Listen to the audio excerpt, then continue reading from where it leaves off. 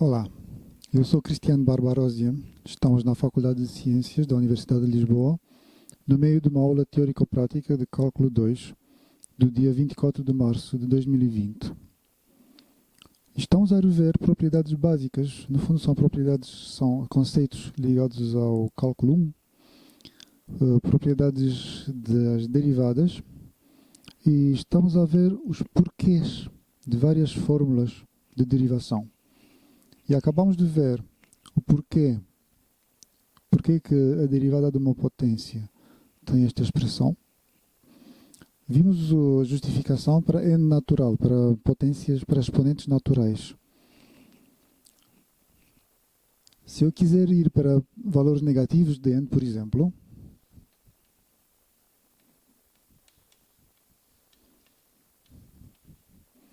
basta recordar que uma potência negativa, um exponente negativa, significa, por definição, 1 sobre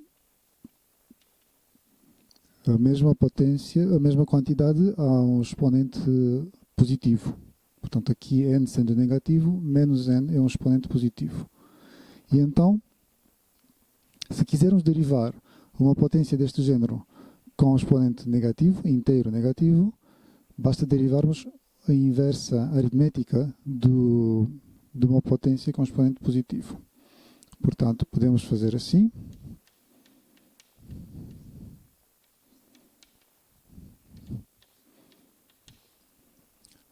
Agora podemos aplicar a fórmula que vimos há bocado para 1 sobre... Era 1 sobre g na altura, quando vimos. A derivada de 1 sobre g era menos g' sobre g quadrado. Só que aqui o meu g é isto, é f elevado a menos n. Portanto, aqui vai ser a derivada de f elevado a menos n, exponente menos n. Recordo, menos n é um número positivo, sobre f elevado a menos 2n, que é o g quadrado. E agora aplico esta fórmula que eu já justifiquei para n positivo, para exponente positivo. O meu exponente agora é menos n. Portanto, onde está aqui o n, eu vou pôr menos n. Portanto, vai ser menos n, f à potência menos n menos 1, vezes f'. Menos n menos 1. E aqui temos menos 2n. Ou seja, ficamos com n, f à potência 2n menos isto, e fica n menos 1, vezes f'. Ou seja, obtemos a mesma expressão, simplesmente é a justificação do porquê desta expressão para exponente negativo, inteiro negativo.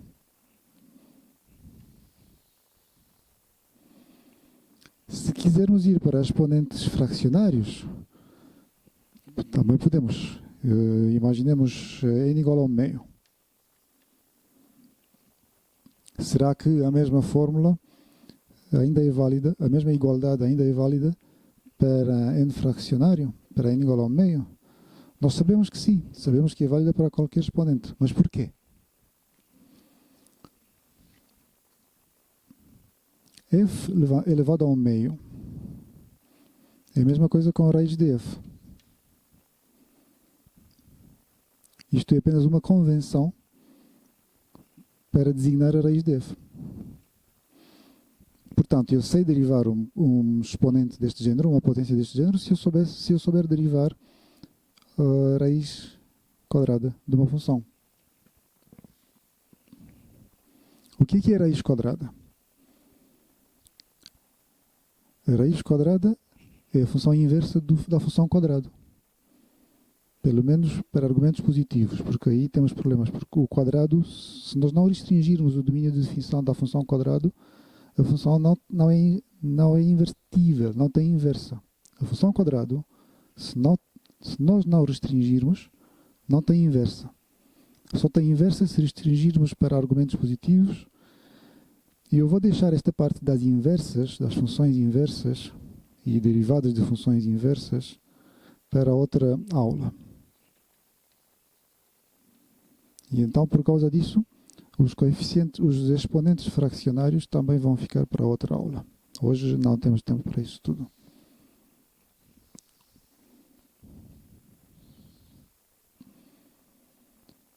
Já agora, eu posso olhar para esta expressão como uma composição de duas funções.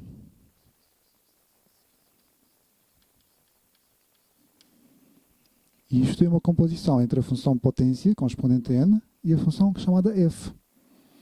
Ou seja, se eu chamar, por exemplo, g ds, essa potência n, só para ter um nome, só para termos uma letra, um símbolo, então o que temos lá não é mais do que g de f de t. Ou seja, é a composição entre g e f. E podemos derivar, enquanto composição, usamos a regra da cadeia, desde que saibamos derivar esta função potência. E a justificação da expressão para a derivada desta função potência também faz ou como produto repetido, e então temos que usar indução matemática, ou usando aquela identidade a elevado à potência n menos b igual b elevado à potência n, escrito como um produto.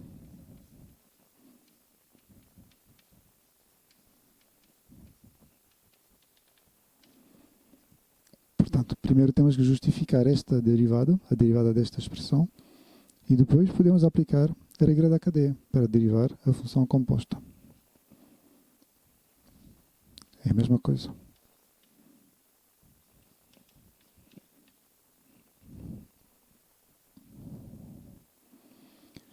E já agora, como é que é a regra da cadeia e porquê que é assim? Essa parte provavelmente vocês já viram, já devem ter visto. Muitos alunos devem saber a justificação. Mas mesmo assim, para preencher esta aula, vou mostrar a regra da cadeia e o porquê. Portanto, temos uma composição. G composto com F. Que significa isto? G aplicado ao F. Já agora reparem, eu uso símbolos diferentes. Ajuda-nos a distinguir, ajuda-nos a separar as águas. Se pusermos um nome, um símbolo para a variável onde G se aplica, para os argumentos de G, e outro símbolo para os argumentos de F. Porque, de facto, eles não estão definidos nos mesmos conjuntos. Podem estar definidos em conjuntos diferentes. G tem que aceitar argumentos no conjunto onde F devolve os valores. Porque G aplica-se depois a valores de F, aos valores devolvidos pela função F. Muito bem. Se eu quiser derivar uma função composta, vocês conhecem a fórmula. Em princípio conhecem, espero eu que sim. Não sei se conhecem a justificação. Mesmo que conheçam, eu vou só mostrar rapidamente para completar esta aula. É só aplicar a definição. T vai para T0, fração, temos 2 infinitesimos, isto é uma coisa que vai para 0, isto é outra coisa que também vai para 0, outra quantidade que vai para 0.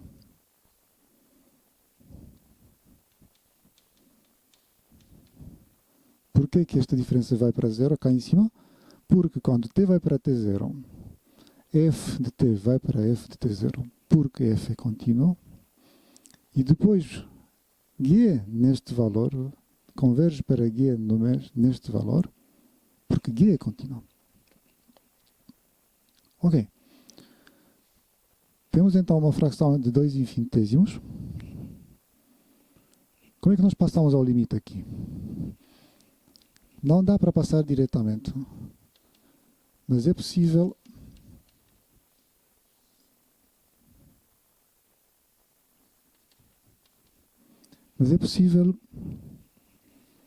fazer uma manipulação aritmética vagamente parecida com aquela que fizemos para ver a derivada de um produto, mas não é igual, é vagamente parecida.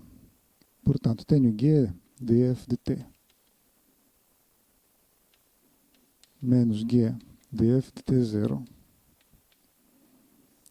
Divido esta quantidade por f de t menos f de t0. E depois vocês vão perguntar, mas como é que podemos dividir aqui por f de t menos f de t0? Aqui não há nenhum f. Pois não. Se eu parar aqui, não ficam iguais. Se eu parar aqui, a igualdade fica violada. Mas eu não paro aqui. Eu agora multiplico por f de t menos f de t0. Corrijo o que alterei aqui e depois divido por t menos t0, que é para ficar igual ao que estava. E tenho o limite disto tudo. Simplesmente, este produto é a mesma coisa com esta fração, porque isto corta com isto. Só que agora tenho o limite de um produto, e onde está o limite de um produto, eu posso pôr produto de dois limites. Supondo que cada um destes limites individuais existe, então o produto tem como limite o produto dos limites.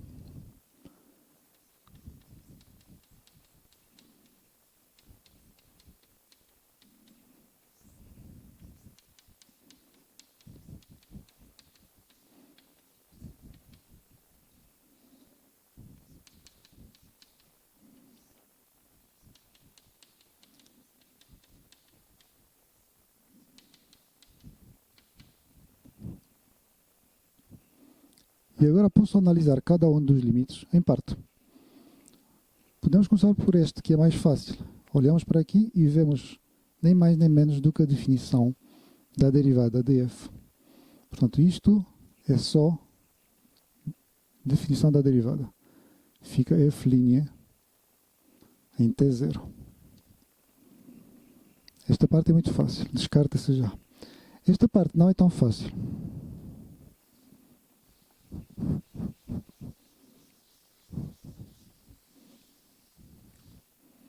Então vou tratá-la à parte. Vou olhar só para este limite.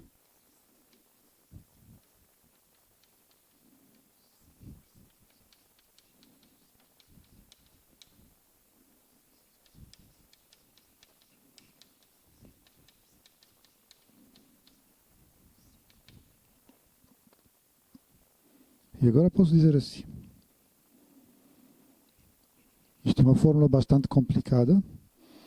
Não é para já visível que isto seja a derivada de alguém. Assim como aqui era óbvio. Aqui não é nada óbvio. Mas podemos dizer assim. Eu tenho este número chamado f de t0. Eu até posso dar-lhe um nome. Posso chamar-lhe S0. Posso chamar S0 a este número. Que é um número fixo congelado, porque o t0 não se mexe. E também posso chamar S a quantidade f de t.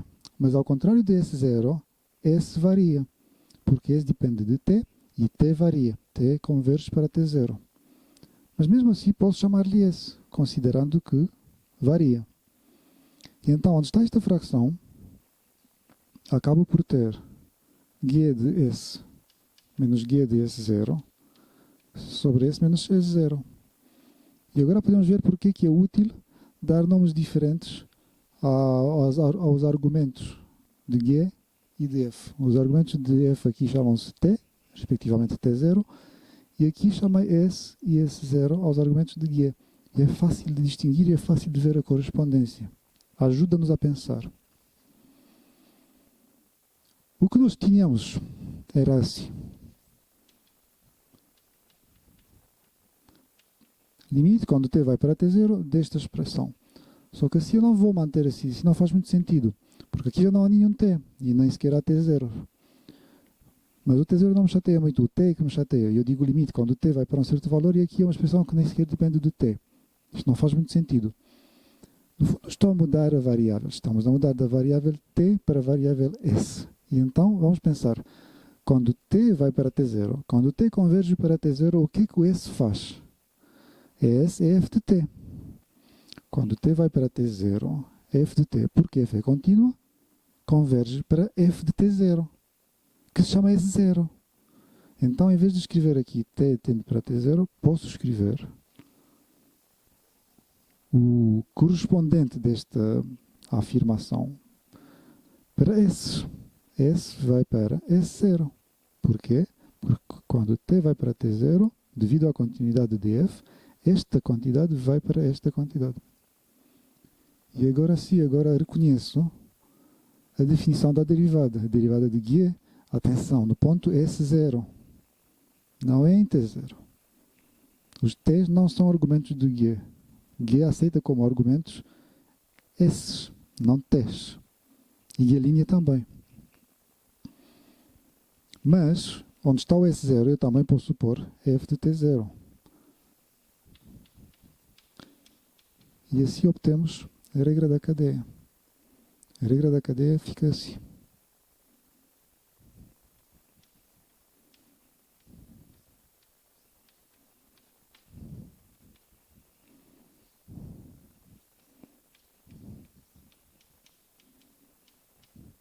É o produto entre a derivada de G e a derivada de f, só que a derivada de G é calculada noutro ponto, não em T0. É num ponto que eu chamei S0 e que aqui chama-se f de T0. Eu sei que vocês já conhecem esta fórmula, mas o porquê, talvez alguns de vocês não conheçam. Ou talvez tenham esquecido. O porquê é importante? Porque ajuda-nos a perceber este jogo dos infinitesimos. Reparem, temos aqui uma fração entre dois infinitesimos. Introduzo um terceiro infinitésimo, que não era para aqui chamado, mas eu quis introduzi-lo porque depois, mais tarde, dá-me jeito. E então agora tenho um infinitésimo sobre outro infinitésimo, vezes infinitésimo sobre outro infinitésimo. Depois separo estas duas frações.